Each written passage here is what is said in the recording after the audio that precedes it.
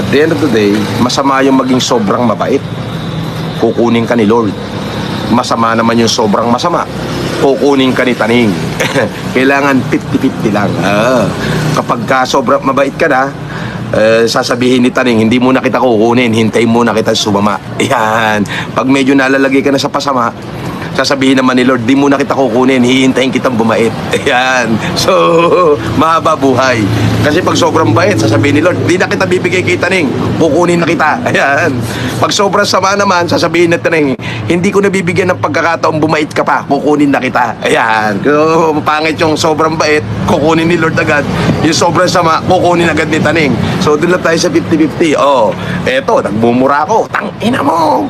Babaeng walang diskrasyadang nabuntis at nung nabuntis kay pinasalo mo sa bonjing. Yan. Masama.